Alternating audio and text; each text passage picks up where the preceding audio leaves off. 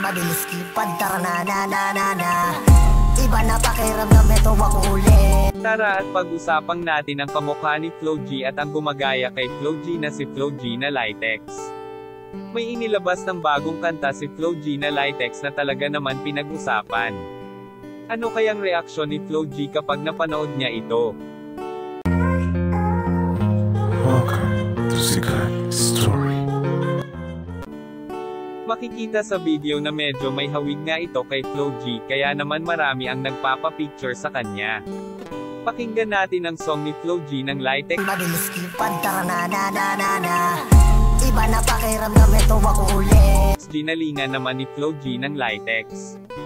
Ang video niyang ito ay umabot kaagad ng 800,000 views makalipas lang ang 2 araw. Grabe, tiyak na mapapansin na naman ito ni Flo G. Basahin natin ang comment ng mga fans niya. Nung dumaan ako sa Litex ng nakamotor, binati ko siya. Uy idol, kahit medyo lumampas ako, lumingon parent siya at sumagot din ng idol. Kaya para sa akin ayos siya. Tuloy mo lang yan idol. Hindi ka man kilala sa buong Pilipinas pero marami na rin nakakakilala sa'yo. Tuloy mo lang, hayaan mo lang yung mga walang utak na basher na nagpapangap na malakas. Mas okay sana kung di niya nalang ginamit pangalan ni Flo G. Mas okay kung gumawa na lang siya ng sarili niyang style ng music. Na-insert niya pagiging caller niya, daily life hustle niya.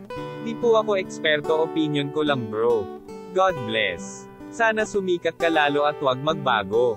Diyan nagsisimula lahat, kaya tuloy mo lang yan, hayaan mo yung mga taong kala nila kung kapag salita napaka-perfect na nila. Lagi ko yan nakikita sa Litex. Parker siya diba? Galing mo, tuloy mo lang yan. Huwag pansinin ang mga negative vibes. Comment kayo sa reaction nyo dito. Yan lang ang ating mainit na chika. Halina't mag-like, share and subscribe. Thank you.